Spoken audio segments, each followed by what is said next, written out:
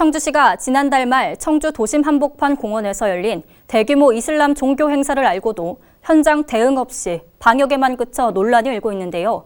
확진자 동선 공개 부분도 다른 지자체와 비교해볼 때 신뢰성이 많이 떨어지다 보니 시민들의 불안과 불만이 커지고 있습니다. 황정환 기자가 보도합니다. 지난 4일 추가 확진 판정을 받은 우즈베키스탄 국적의 4명. 이로써 청주시에는 우즈벡 6명이 확진 판정을 받았습니다. 청주시가 공개한 그들의 이동 경로입니다. 확진자의 성별만 있을 뿐 국적, 거주지, 연령대도 확인할 수 없습니다. 동선 공개에 대한 기준도 난해합니다. 자차를 이용했다고 명시돼 있는 장소도 있지만 아예 이동수단조차 언급되지 않은 동선도 있습니다. 청주 31번 확진자의 경우 충남 천안 지역을 승합차를 타고 이동했지만 이러한 내용은 전혀 기재가 되어 있지 않습니다. 확진자 접촉자를 찾고 정보를 제공하기 위한 것이라면 최소한 이들이 다녀간 정확한 이동 경로를 알려주는 게 맞다는 겁니다.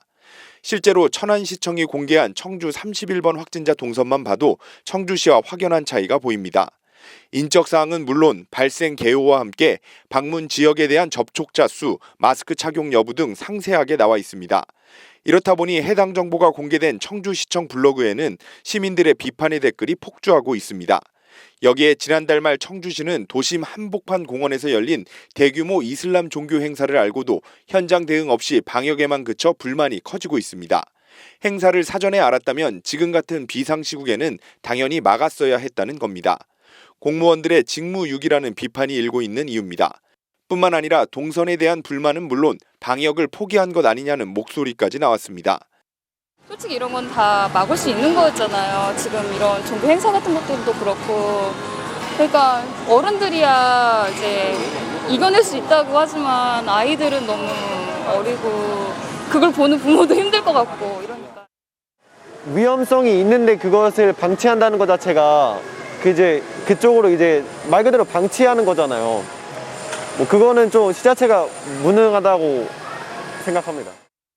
그 확진자들 경로도 자세히 안 나온다고 말들이 많은데 좀 너무 안일하게 대처하는 거 아닌가 싶어요. 좀 시민들을 생각하면은 좀 신경을 더 쓰셔야 될 것 같은데 대처가 너무 아쉽습니다.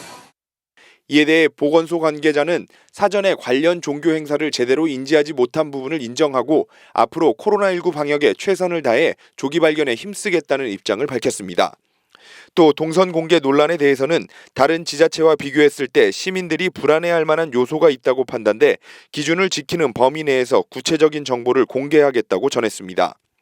하지만 청주시는 확진자 6명 모두 대규모 종교 행사를 참여했음에도 초기에 5명만 참석한 것으로 파악해 오락가락 모습을 보이기도 했습니다.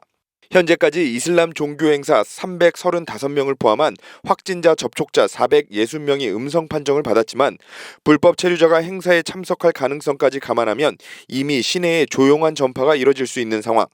이런 가운데 청주시의 부실 대처에 시민들의 불안은 더욱 커지고 있습니다. HCN 뉴스 황정환입니다.